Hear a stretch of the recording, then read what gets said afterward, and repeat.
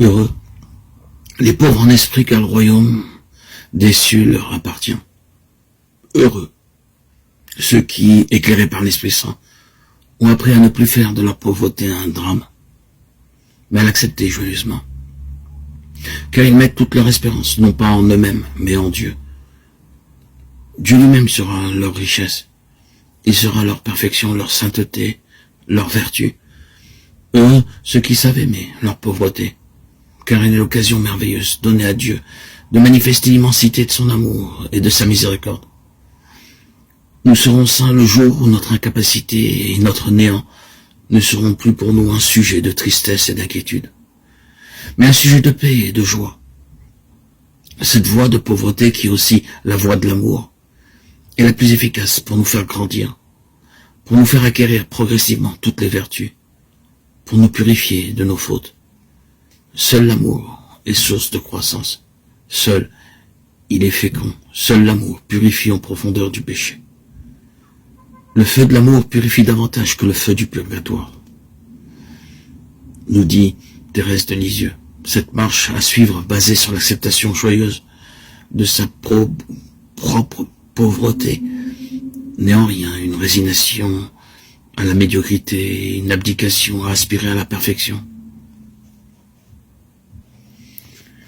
Elle est le chemin le plus rapide et le plus sûr qui nous y conduit, car elle nous met dans des dispositions de petitesse, de confiance, d'abandon, par lesquelles nous sommes entièrement remis entre les mains de Dieu, qui alors peut agir par sa grâce et nous porter lui-même, par pure miséricorde, à cette perfection que nous ne saurions en aucun cas atteindre par nos propres forces. Avec patience et persévérance, et surtout sans nous décourager, si nous n'y arrivons pas parfaitement. Si je puis me permettre cette formule un peu paradoxale, il ne faut surtout pas perdre la paix, parce qu'on n'arrive pas toujours à rester dans la paix autant qu'on le voudrait. Notre rééducation est lente, et il faut beaucoup de patience envers soi-même. Donc, principe fondamental, je ne me découragerai jamais. C'est encore une phrase de la petite Thérèse, qui est le modèle achevé de cet esprit. Retenons aussi une parole de la grande Thérèse d'Avila.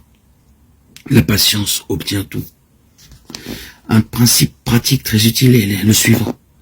Si je ne suis pas capable de faire de grandes choses, je ne me décourage pas. Mais j'en fais des petites.